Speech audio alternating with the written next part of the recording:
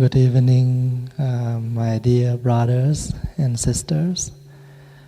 Today is February 19, 2009. We are having our regular meditation class. How are you today? First of all, I would like to welcome all of you, especially our new friends who are first time here. I hope that you did enjoy the meditation session together.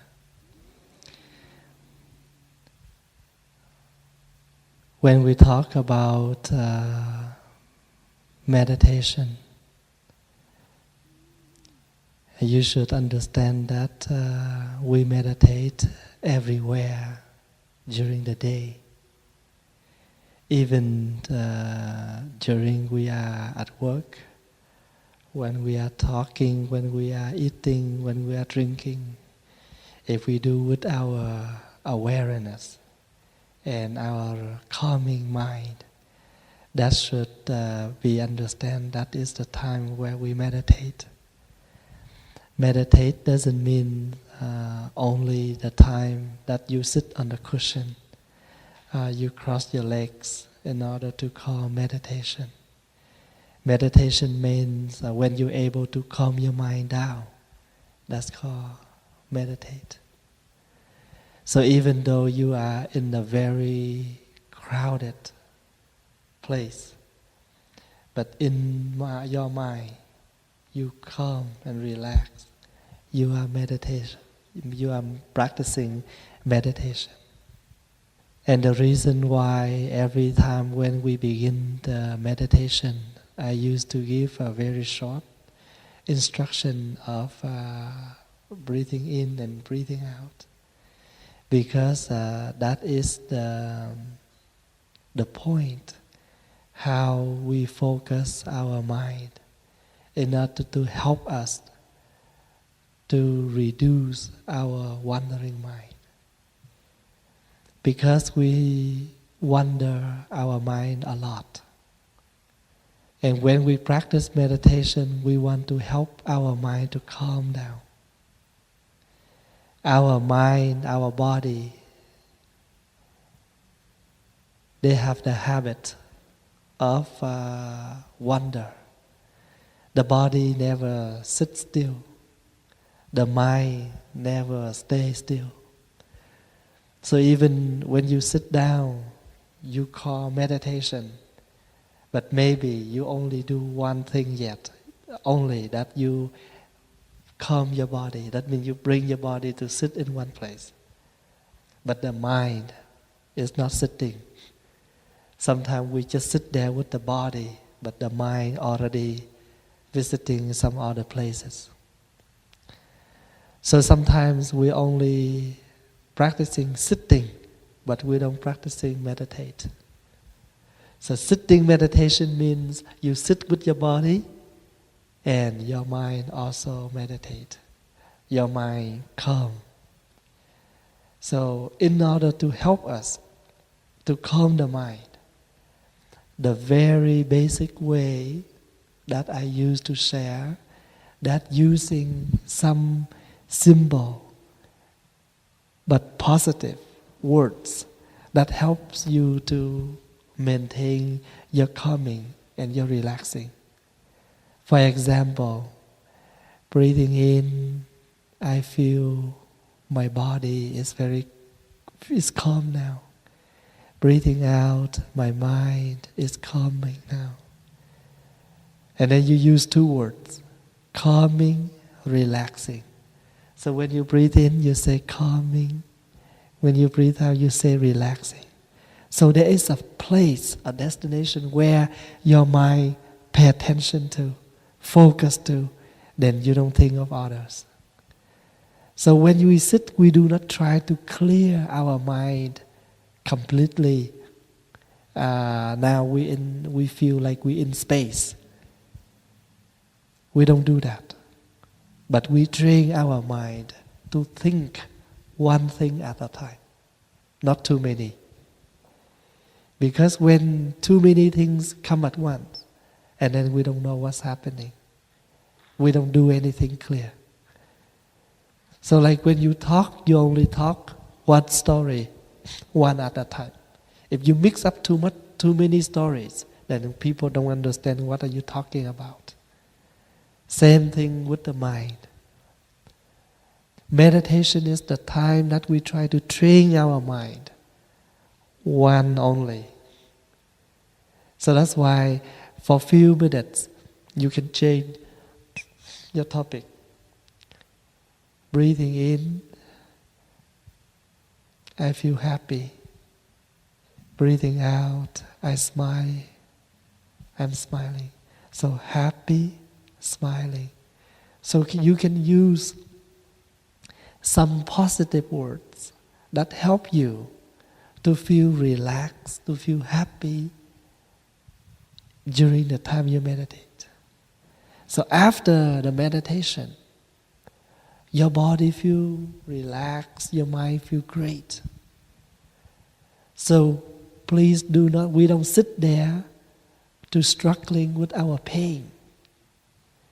We don't sit there to fight with our wonder mind. But we sit there to enjoy the time that we're able to sit. We have the habit, if we don't sit, then we will walk. We don't walk, we will stand. If we don't stand, we do something else. That is our habit. The same as we watch television. We hold the remote control and we abuse the remote. So therefore, when we able to calm our body and our mind like that, there's a lot of relaxing during the day.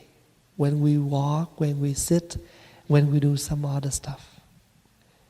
Because now we're able to calm ourselves down. And then we can, if something really seriously happen, we don't frighten, we don't afraid, we do not scare, but we slowly to take them, to face them, and to accept. So the purpose of meditation is to help us to maintain like that, to make our body and our mind able to calm down. When you first practicing sitting, you feel uncomfortable with your back, your shoulder, your legs. It is all right to move your legs, But when you do, you also do with gentle. You do it, but you are aware. You are aware that your legs fall and sleep. You are aware that now you need to relax a little bit with your leg. So even during the time you practicing sitting with the community, if you need to go downstairs to use a washroom, you also have the right to do that. But you do slowly, gently. Because when you walk downstairs to go to the washroom, you also walk with your meditation. You don't practice meditation right in the meditation hall only, but not downstairs, not in the washroom. We meditate all the time because we are aware. We are aware that the body needs to move some water out. So we are aware that we're stepping downstairs. We are aware that we are walking in the community. So we support the community by walking slowly. When you close the door, you also close gently and make sure you support for the others while they are meditating. So if you do that, you are meditation. So you see that when I invite the bell, before I invite the bell, I wake the bell. But I won't do this because that will make you frightened and shocked. So because everybody is in the very calm and relaxed, So when I want to invite the bell, I will wake the bell, but very gentle. The first one I do a little bit gentle. Second one, a little bit louder so everybody can hear enough, so they can get ready for the sound of the bell. If I do nothing, everybody is coming and suddenly I invite the bell and you will be shocked, frightened. So even the one who invite the bell, you should also invite in such a way that make people feel relaxed when they hear the sounds of your bell. Same things in this entire life. Before we talk, before we do something, make sure what we do, what we talk, make people feel easy, make people feel better, make people feel happy. If not, the way we talk, the way we behave will hurt others. And if you can do that, you don't name yourself a meditator, but actually you meditate. Because you can see clearly, you can aware clearly, you can realize exactly what you need to say, what you need to do.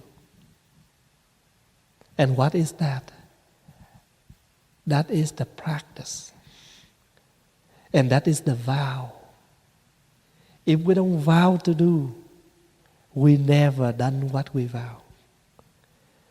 In Buddhism, we use the word vowing. Everybody and everything in life, when we do from our heart. We do from our compassionate, from our compassion. And because of the compassion, that's why you make a vow. Like when you want to ordain as a monk or a nun, you also make a vow.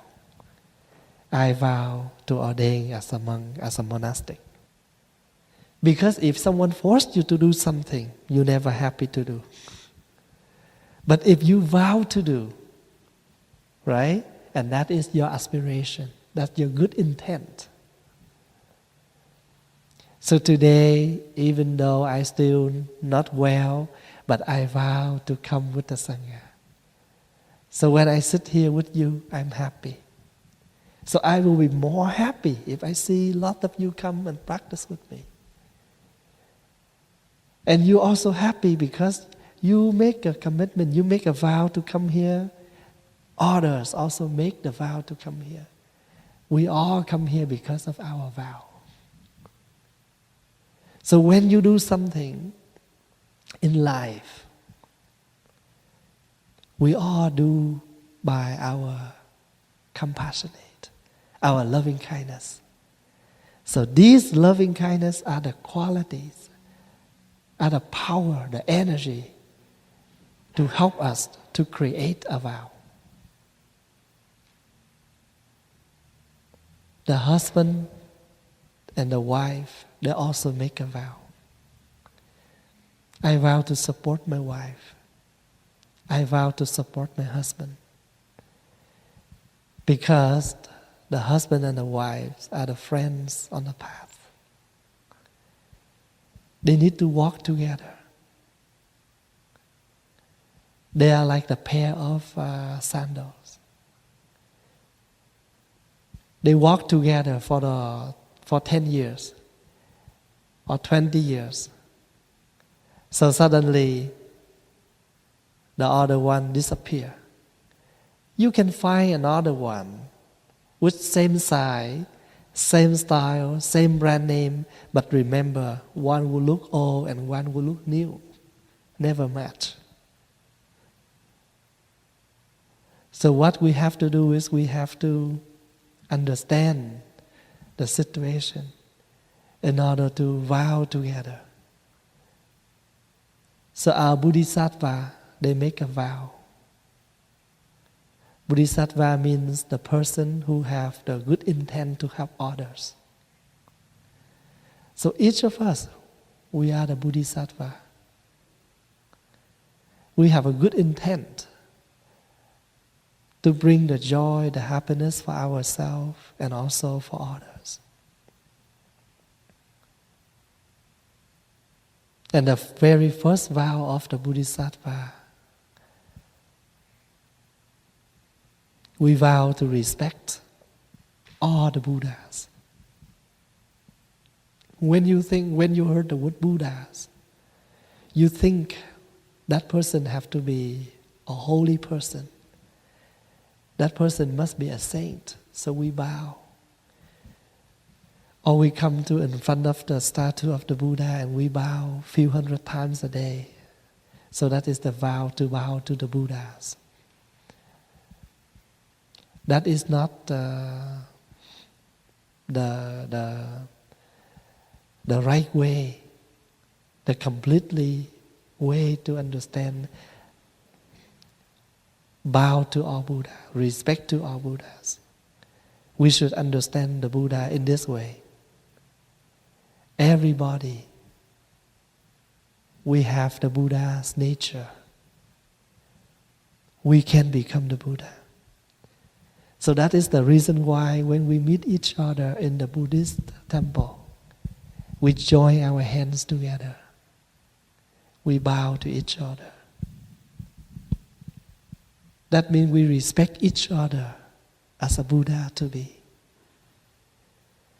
And the joining the hands together stand for the lotus bud, a flower, come from your heart. That's why you present your two joining hands together right in front of your chest. This is a lotus from my heart I offer to you. So there is a gatha of words that we recite. A lotus for my friend, a Buddha to be.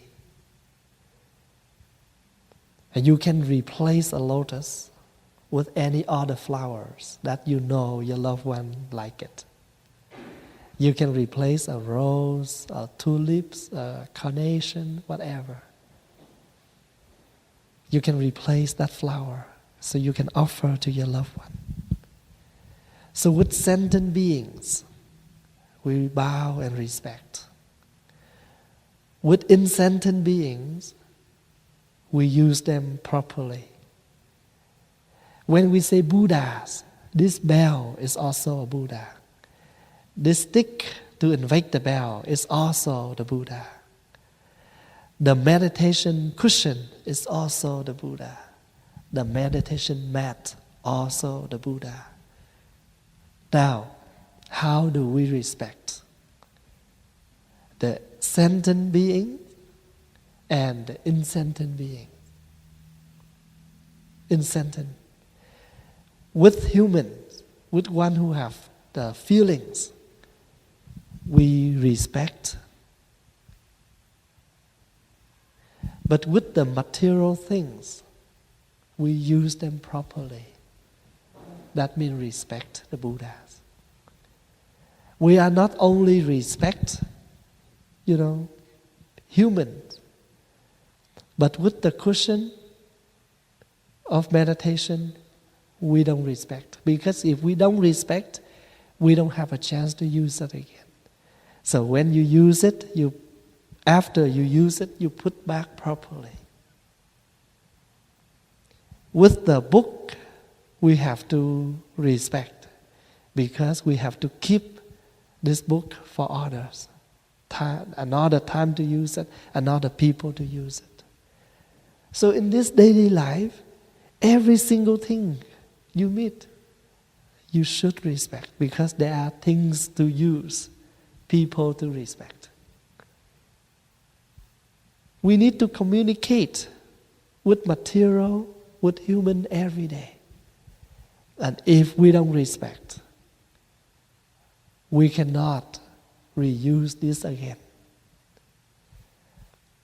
So that's why in Buddhist traditions, when people come into the temple to volunteer, even in the main hall or down in the kitchen or cleaning up, we use the term công quả. Công means you put your attention to work in order to receive the benefit of the merits. you see the word công right at the donation box. Công means your good intent. Đức means your virtue. When you do things, but you do with your good heart, the merits will be there. Doesn't matter how much you put in, but you put in, you donate with your pure heart. You donate with your good intent. You don't do because you want people to know that how much you donate. So that's why we don't pass on the basket. In the temple, only a donation box. You can put any amount in there, but you do it without wishing anyone to know your fame, your amount of donation. So right in that moment, your merits, your virtue of the practice. So công means your good intention. You come here to help to clean the hall. You have a good intent because you want to keep the public place clean, nice. So everybody can come here to enjoy this atmosphere together. Very good intent. So because you have that kind of good intent, you will do wholeheartedly.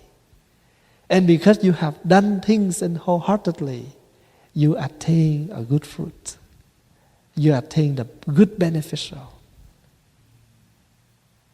So that's why when they come here to help, after they finish, they put back everything in order. After they cook, they wash the pots, they dry them, they put back nice and neat. So at home, you also can do this. If you clean your home, the same as you working for the temple. You don't wait until you come to the church, the temple, in order to call community work. But even at home, you do cleaning for your house, your room, you do some dishwashing, you are also practicing on community work. You are practicing on your first vow, respect the Buddhas. Because after you use the dishes, now you need to wash them. If you wash them properly, you put them back properly, you are practicing respect the Buddhas. Because with the things, with the material things, we have used them and washed them and put them back nice and neat together. With people you meet, you always join your hands and bow and respect.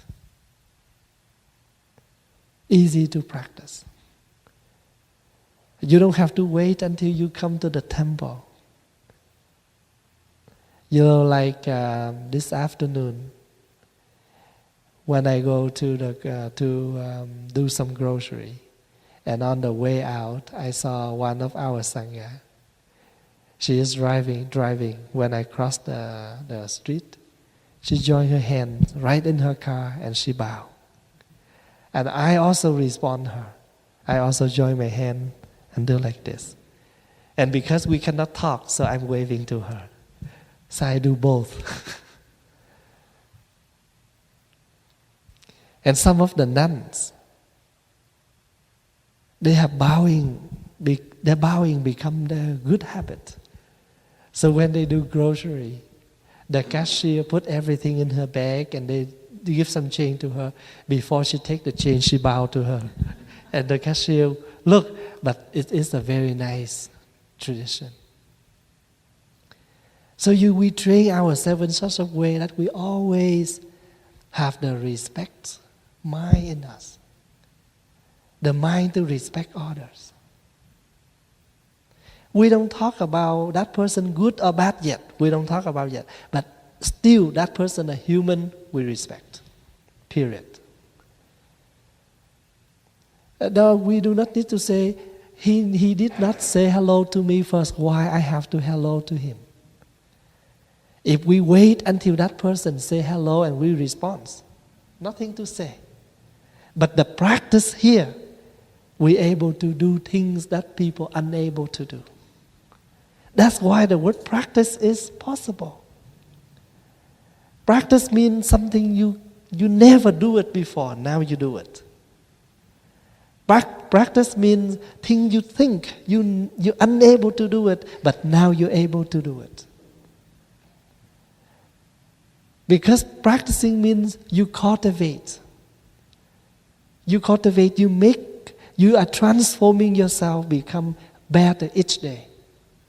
That's why we call practice. Like first time you come to sit on floor, you feel very uncomfortable. But every day you go home, you practice to sit for 10 minutes. Every day, 10 minutes, 10 minutes. Even at home.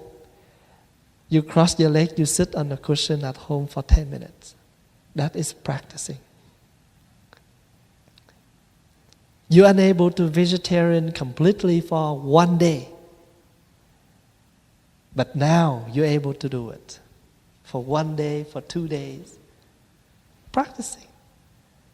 So none of the things in this life that you don't train and you don't do it often and become a habit. Impossible. It become a talent because we do it every day. Because we practice every day.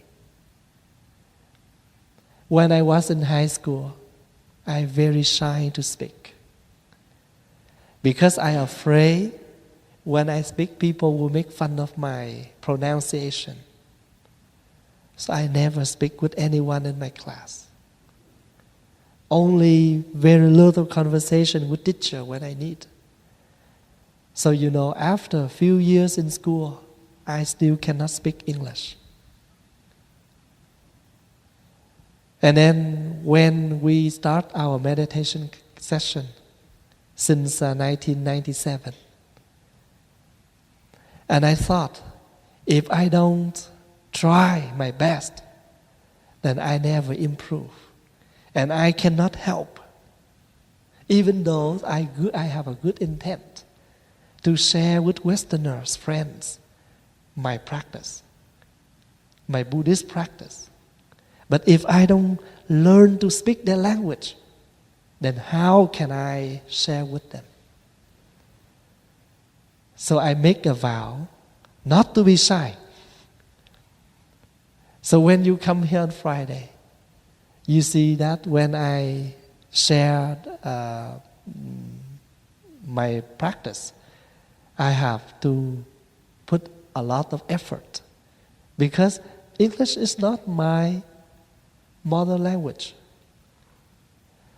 But I have to practice.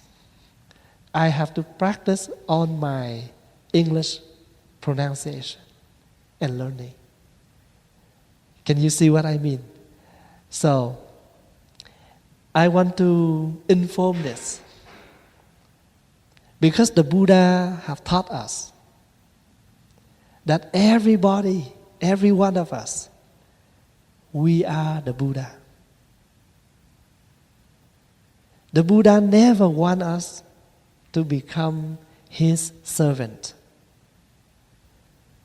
If you believe me, I will bring you to my place and be one of my students forever. No. Now we respect the Buddha as a teacher. And we are the students. We are learning to become the Buddha. So that's why the word practicing is very deep. And we heard the word a lot. But if we don't think deeply about that word, then we never apply anything in our daily life. Maybe we only learn the lecture. We learn Buddhism, but we never be a Buddhist. We learn a lot of knowledge about Buddhism. we can come up and give a very good presentation on Buddhism. But we are never apply and practice what we learn. So that's why in Buddhism we have two terms, a philosopher and a practitioner. When you learn a lot, you are only a philosopher. Or maybe you are a learner. But more than that, you should make yourself become a real practitioner. Hành giả, hành means practice, giả means a person. Hành giả means the person who practice. Học giả, học means learning, giả means person. A person only learning but no practice. So maybe at first we are the learner. But the more we learn, the more we should become a practitioner. Because when you practice, you make your learning improve. And the more you learn, the more you make your practice deeper. So the practicing and the learning, they are very needed. But they request how we use them, how we learn, and how we practice. If we truly practice for the sake of ourselves and our loved one, not because of the fame, not because of our title, our position, then people can feel you are a real practitioner or you are just a pretend you are a practitioner. When we are practicing bowing to the Buddha, that is the time for us to practicing to be humble and to drop down what is called self. Because we used to attach to the word me and mine. This is me, that belongs to me, that is mine. And because we always protect me and mine, that's been us and something belong to us. That's why we never come. We have to think a lot of trick, a lot of things to protect, to preserve, make sure that belong to me. That is mine. So in our practice, even this body is also nothing. It's only temporary. One day we are gone. No matter how much we have, if we come to the last minute, we come to the last day, how much space we need? Only a plot in the cemetery.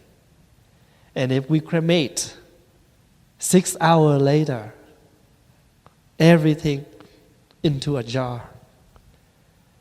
So even we try to achieve a lot, but how much we need for the day, for our life.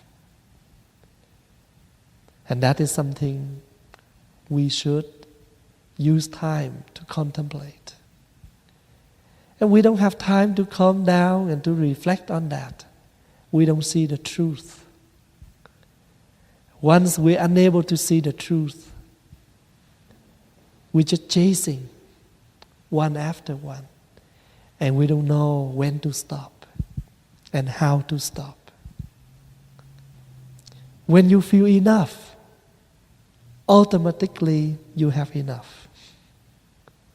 Because you know what is called enough. Then you stop wanting more. But if you don't know how to know what is called enough, you want more. Because you don't feel enough, that's why you want more. And the more we want, the more we have to suffer because of those. Because we need to run after. So the first vow to respect means with material, with the things around us, we use them properly. We respect them. But with human, we respect. And the second vow of the Bodhisattva, that they are praising the Buddhas. You can see that the first one you respect, the second one you praising. The first one you respect because everybody. If they still a human, we respect. But if they do something wrong, we don't praising. We don't praising them, but we do respect them because they are human. But we only praise people do good things. We don't praise evil things. So if someone they are doing something good, we can do both, respect and praising. But if they don't do good things, you don't have to praise them because there's nothing for you to praise. But you do respect. That is our practice. So once you're able to apply the very first vow into your daily life, you feel very happy because you have done the best of your humanity. As a human, everybody we meet on the street, we hello, we say hi. It's a very beautiful tradition. When you walk on the street, you see, we both meet, we say hello, hi, hello. Even we don't know who they are. We don't know each other. But, the greeting, the salute to each other is to show the respect. Sometimes we are driving and we will yield to make to that person pass by. We see the signal, the light, they want to merge. We're able to stop and let them merge. That is the respecting. That is the practice. In the past, we never think about that. We have the right to go, we go. We don't think of any people beside or behind us. But now when we drive, we do think about that. That's why our driving more carefully, more gentle. And if you can do something very small like that, but at the end of the day you feel good, you feel happy. Because in the day you have done something. That's why every day in the Buddhist tradition, there is a word to remind the community. Today is ended. The day is ended. Our life is also shorter along with the day. Look back to your day. What have you done to make others happy? Sometimes we're unable to make others happy, but we're also unable to make us happy too. We have a day of suffering, a day of sorrow. So you know that every Friday night, I always feel happy after a meditation class. Honestly. You know why? Because I feel that I made it. I make the day possible. I make the evening possible for my loved friends, for my loved sister, my loved brothers. And if any Friday that I see most of you come, I feel happy. And any night that I'm able to come here to sit with you for the whole night, like meditation and share some practice with you, and after we stand up, we bow the Buddha, in me I am full of happiness. For more than 10 years already. None of the Friday that I'm here with you, but I don't happy. No matter how many of you here, but every Friday I see you and I make the night possible, because I feel that I still have a chance to sit with the Sangha. I still have a chance to be here to run the night with the Sangha. Make me happy enough. Maybe that night, my talk is not well. But still, I go through the night with the Sangha. Happy enough. So that is the thing I want to share with you. And then, sometimes in the morning, when we do chanting and meditation together with the monastic, I also feel happy after that, because I think I have the morning with the monastics. So if you can nourish yourself, small things like that, you have a full day of happiness. Let's say in the morning when you wake up, you can smile and say, I'm happy because I have sleep one night and I still can wake up. What else you want? Because life is only, happiness is like the honey in the flower bud. Never calling anyone. But if anyone pass by without pay attention, they will never realize there is some honey in the flower bud. Happiness is like that. Very tiny, but also very big. Depends on how you receive them. Some people, they think they have this and that, they will be happy. But no. Our happiness is we're able to sit together. We can have a meal together with our family. Some mother, they say, my most happiness is I can see my 2 daughters home with me. That's all. So I nourish myself to be happy in section. So in the morning I wake up, I feel happy because I still can wake up.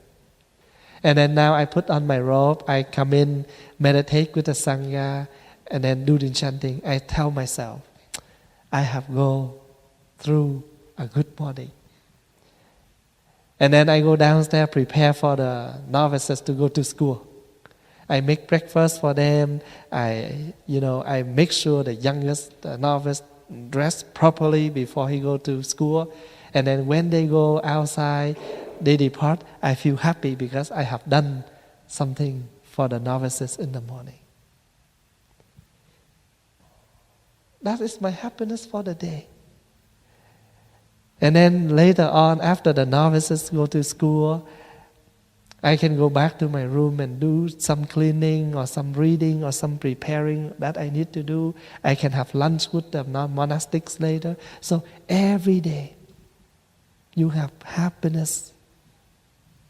It's like you're taking the courses. So if you are the student, you go to school, you can go through your math class, you're happy. After another bell, you go to physics class, you're happy. Because you have gone through everything smoothly. So when you're able to come to the Friday, you tell yourself, I'm happy because this week I can make it. I have some brothers or sisters, when they come here, after a long time, they say, I have been so busy. I really want to make my Friday possible, but things come suddenly, and for a year, they're unable to make it. So if you're able to make the Friday, that is not something easy. You do your best. You make an effort. So even though when I'm sick, but I still can make my Friday night with the Sangha, I'm so happy with that. So again, thank you for being here with me on Fridays. And your presence nourished my practice a lot. When I see you sitting meditation with your happiness. I can feel you are dwelling in that kind of happiness. And I automatically, when I look down, I feel you happy in that way. And I feel happy too because I have done something for others. And I feel that the day I live is meaningful. That is something we can contemplate, meditate on. And when we can see that, we can make our day of living meaningful for ourselves, for the others. And that is the practice. The practice means we're able to put our good intention to every single thing in our daily life. You're able to join your hand to bow. Even you go to your work, you don't bow, but inside of you, you show your respect by hello, hi, how are you this morning? Those are showing your respect, showing your caring, your love. And what maybe at first with the one who always have difficulty with you, you do it hard. But not because of that hard, we're unable to practice. So once you can do that, become your love habit, you feel good because you have made it. Something difficulty, but you have gone through. The word practice, very possible. Thank you for listening, and I hope that you do enjoy your weekend. Now I invite you to enjoy the 3 sounds of the bell. The sound of the bell is like the voice of the Buddha, call us back to the present moment. So when you hear the sound of the bell, you can go back to your conscious breathing. Breathing in, I know that I'm still alive. Breathing out, I'm happy. Breathing in, I still can hear the sound of the bell. Breathing out, I'm happy.